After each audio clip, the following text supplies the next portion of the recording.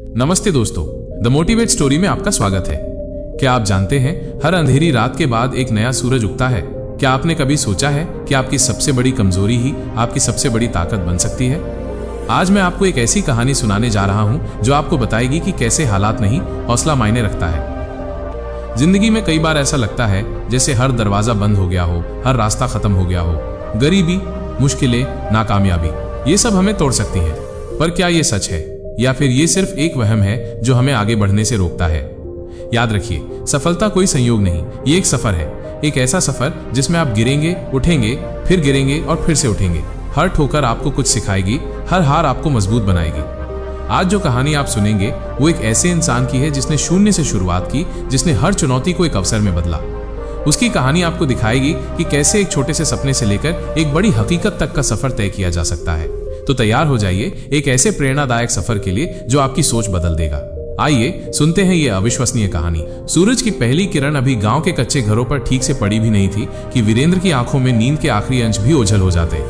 उसकी दुनिया एक झोपड़ी में सिमटी थी, जहां छत के नाम पर टूटी हुई खपरेल थी और जमीन पर बिछी सिर्फ कुछ फटी हुई बोरियां। हर सुबह का आगाज एक ही सवाल से होता था, आज पेट कैसे भरेगा।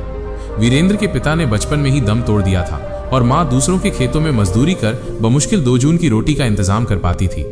वीरेंद्र के भीतर एक आग सुलगती थी, माइनस इस गरीबी को मिटाने की, इस जंजीर को तोड़ने की।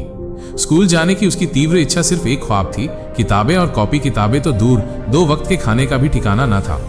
एक दिन जब वीरेंद्र गांव के तालाब के पास बैठा था, उसने देखा कि एक शहर का बाबू अपनी महंगी गाड़ी से उतरा और किसी से बात करते हुए उसके हाथ से एक पुराना फटा हुआ बटुआ गिर गया। बाबू ने ध्यान नहीं दिया और जल्दी से अपनी गाड़ी में बैठकर चला गया।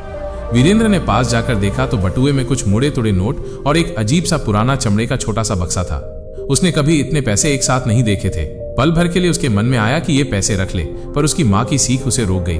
बेटा, ईमानदारी से मिली रोटी में ही सुकून होता है। उसने बटुआ उठाया और गांव के मुखिया के पास जाने लगा। मुखिया जी ने उस बाबू का पता ढूंढ निकाला और वीरेंद्र के साथ शहर जाकर उसे बटुआ लौटाया। बाबू ने वीरेंद्र की ईमानदारी से प्रभावित होकर उसे अपनी पुरानी फैक्ट्री में एक छोटा मोटा काम दे दिया, माइनस बस मशीनें साफ करने का। यह वीरेंद्र के लिए एक नया सवेरा था। वो खुशी खुशी शहर आ गया, पर माँ को गांव में अकेला छोड़ना उसके लिए सबसे मुश्किल था। उसने बाबू से पूछा, ये चमड़े का बक्सा, ये क्या है? बाबू ने लापरवाही से कहा, अरे वो तो मेरे दादाजी का कुछ पुराना सामान है, कुछ खास नहीं। वीरेंद्र ने उस पर ज्यादा ध्यान नहीं दिया। फैक्ट्री में वीरेंद्र ने जी तोड़ मेहनत की। वो रात रात भर जागकर मशीनों को समझता, उनके पुर्जे पुर्जे को जानने की कोशिश करता।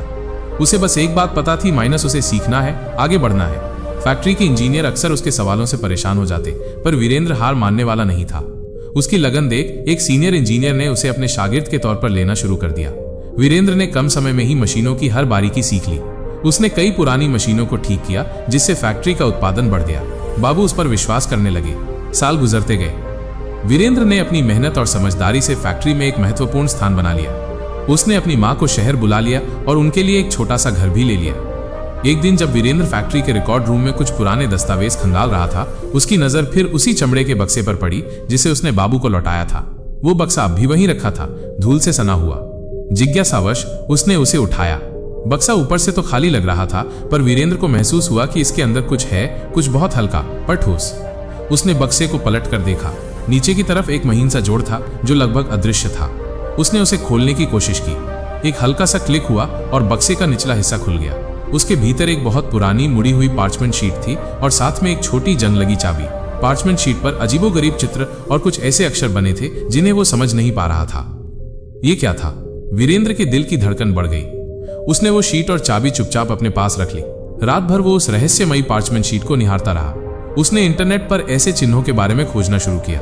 कई दिनों की खोजबीन के बाद उसे पता चला कि ये कुछ पुराने रासायनिक सूत्रों और उत्पादन प्रक्रियाओं के प्रतीक है। ये प्राचीन रसायन शास्त्र और धातु कर्म से संबंधित कुछ गुप्त संकेत थे। और वो जंग लगी चाबी, वो कहाँ की थी? वीरेंद्र ने उस प्राचीन शीट पर लिखे संकेतों को समझना शुरू किया। उसे धीरे धीरे एहसास हुआ कि ये किसी अत्यंत दुर्लभ धातु के शोधन और उसे एक विशेष आकार देने की विधि थी। ये धातु इतनी हल्की और मजबूत थी कि आधुनिक तकनीक से भी इसे बना पाना लगभग असंभव था। और यहीं से शुरू हुआ उसका असली सफर, माइनस एक गुप्त खोज का सफर। वीरेंद्र ने चुपचाप रिसर्च करनी शुरू की। क्या आप ऐसी कहानियों की तलाश में हैं जो आपके अंदर एक नई ऊर्जा भर दें और आपको जीवन को एक सकारात्मक नजरिए से देखने में मदद करें? तो फिर द मोटिवेट स्टोरी आपका इंतजार कर रहा है। हमारे साथ जुड़ें और प्रेरणा के इस सफर का हिस्सा बने। अभी सब्सक्राइब करें और सकारात्मक बदलाव महसूस करें।